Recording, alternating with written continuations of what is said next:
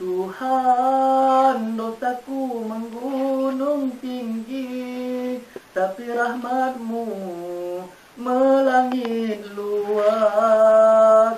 Tuhan, walau taubat seringku mungkir, namun pengampunan-Mu tidak bertepi. Assalamualaikum dan salam muhibah kepada para penonton di rumah. Semoga ceria-ceria hendaknya di pagi yang indah ini. Apakah kaitannya lagu tadi dengan tajuk yang akan kita bincangkan pada pagi Jumaat yang mulia ini? Itulah, insyaAllah kita akan membincangkan tajuk luasnya maghfirah atau pengampunan daripada Allah Subhanahu Wa Taala. Terima kasih kerana masih lagi bersama saya Aidi Azhar dalam rancangan Respon Inspirasi Dirimu. Pastinya rancangan bermotivasi bagi mereka yang berinspirasi. Dan bersama lagi kita pada pagi ini yang tidak asing dalam rancangan Respon, iaitulah Ustaz Al-Fadhil Ustaz Azlan Abdul Jalil dari Pengarah Urusan Institut Pembangunan Minda Training Consultancy Sdn Bhd. Apa khabar Ustaz? Baik, alhamdulillah. Jumpa lagi kita. Ceria nampaknya Ustaz. Ya, alhamdulillah. Allah. InsyaAllah Ustaz, kita akan membincangkan satu tajuk yang amat berkesan dalam kita. Assalamualaikum warahmatullahi wabarakatuh. Terima kasih kepada saudara Aidin dan soalan tersebut. Pertama-tama kalau kita sebut tentang taubat, mesti taubat itu diiringi dengan perlakuan yang tidak baik sebelum itu, Tapi tidak mesti seperti itu. Ada orang yang bertaubat kerana nak basuh diri dia, istighfar setiap hari untuk membasuh dirinya. Baiklah, untuk sebelum saya bincang bab taubat tersebut, saya juga untuk beritahu bahawa sebenar taubat itu ialah ar-ruju', kembali kepada Allah Subhanahu Wa Taala, atau menyerahkan diri sepenuhnya kepada Allah Subhanahu Wa Taala, kembali daripada ingat kepada Allah Subhanahu Wa Taala. Itu maksud taubat, Jadi sebenarnya taubat ini ialah suatu perkara yang sangat penting. Para ulama sebut taubat itu hukumnya fardu ataupun wajib bagi setiap muslim untuk mohon ampun kepada Allah Subhanahu Wa Taala. Bermaksud kalau siapa yang berdosa tak bertaubat, putus asa. Kadang-kadang sebab itu kalau kita pernah melihat bagaimana kata Ibnu Athaillah As-Sakandari, maksud putus asa ini mungkinlah kita boleh definisikan, Kadang-kadang dia banyak maksiat, banyak kesilapan, sampai dia katakan, ya Allah, mungkin aku tak boleh diampunkan dosa dah. Aku mungkin ditakdirkan jadi macam ni, aku ni ahli neraka dan seumpamanya. Aku dah banyak sangat maksiat, banyak sangat kesilapan kepada Allah. Mungkin itu maksud putus asa. Sebab itu kata Ibnu Athaillah As-Sakandari, sesiapa yang pernah merasai atau mendengar bisikan suara hati yang mengatakan bahawa dia sudah tiada harapan, sudah terlambat, ataupun sudah tersilap banyak, tak ada masa, tak ada peluang nak kembali kepada Allah. Sebenarnya bisikan ataupun kata-kata itu datang daripada syaitan. Daripada syaitan direjam. Itu maksud dia. Tujuan dia apa? Untuk memang nak bagi orang buat silap ni akan tersilap sampai dia mati. Sebab sebenarnya kalau kita lihat peluang yang Allah buka kepada kita amat banyak. Amat banyak. Allah pernah berfirman, Qul ya ibadiyalladzina asrafu ala anfusihim la taqnatu min rahmatillah. Kan Allah sebut dalam Quran, surah Al-azim, Allah Quran.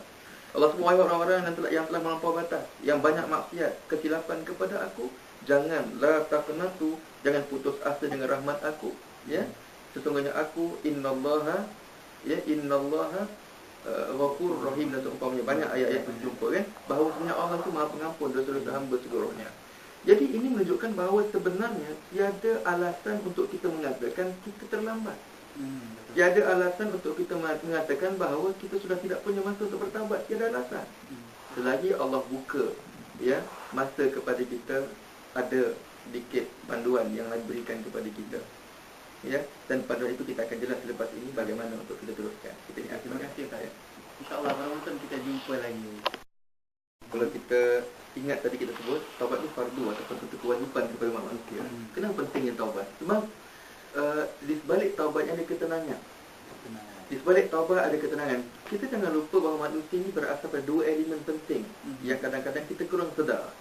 Pertama, sebut manusia tidak lari daripada pertama manusia punya roh. Dan yang kedua, manusia punya jasad. Kalau kita baca lagi, kita lanjutkan ilmu kita bahawa roh itu datang daripada Allah Subhanahu Wa Taala. Yas'alunaka 'anil ruh, qul ruh min amri rabbi. Bila mana wahai Muhammad orang berkata tentang roh itu, maka kau jawablah, roh datang daripada aku. Ya. Dan yang kedua, manusia ini terletak lagi pada jasad. Dan jasad berasal daripada tanah. Khalaqahu min turab. Ya. Bermaksud Allah sebut manusia berasal daripada jasad. Sudah pasti kalau sebut tentang manusia dua elemen, jasad dan juga roh, kembali datang daripada Allah, jasad daripada tanah. Cuba kita lihat betul-betul. Kalau jasad kita sakit, kita perlukan ubat-ubatan tanah untuk perbaiki atau untuk pulihkan kesakitan kita. Kita perlukan herba-herba. Kita perlukan suplemen berbentuk organik, herba. Ya, sebab itu orang cari tongkat Ali banyak hari ni. Macam-macam tongkat lagi kita cari. Tak pun nak cari. Dia punya pure, dia panggil kekuatan yang asli. Betul tak? Sebab itu barang kita perlukan. Kalau masuk suplemen yang berbentuk lain pada bahan-bahan yang asli, ada sedikit banyak side effect yang kita akan alami, kesan-kesan sampingan. Sebab itu, jasad yang datang pada tanah diperlukan ubat-ubatan tanah untuk perbaiki, untuk pulihkan kesakitan jasad. Betul tak? Dan roh datang daripada Allah. Sebab itu bila roh sakit, kita perlu kembalikan seluruh kita kepada Allah Subhanahu Wa Taala supaya dipulih ataupun diperbaiki seluruh kita kepada Allah. So itu penting sangat. Kerana orang yang buat maksiat ni, jiwa dia takkan tenang. Betul tak? Kita tak pernah menipu, tapi hari itu kita menipu. Tenang tak hati? Tak tenang. Kita tak pernah tipu mak ayah, tapi hari itu bila mak ayah tanya, kita susah nak jawab, kita tipu dia. Saya nak tanya, selepas kita berjaya tipu mak ayah, tenang tak hati kita? Takkan tenang. Begitu juga suami tipu isteri dia. Walau muka dia serius tipu, hati tak tenang tu. Hati mesti ada masalah tu. Apatah lagi isteri yang tipu suami. Kadang-kadang isteri sampai hati. Ya. Kesian tengok suami kena tipu. Yang menangis dalam bilik. Sebab apa? Sebab dia tak tenang hati. Memang roh yang datang daripada Allah, roh kenal Allah. Bila tersilap, roh menggeletar, mengelabah kepada Allah. Itu perlu kembalikan semula roh kita kepada Tuhan. Macam itulah pentingnya taubat ni untuk kita dapat ketenangan yang abadi hati.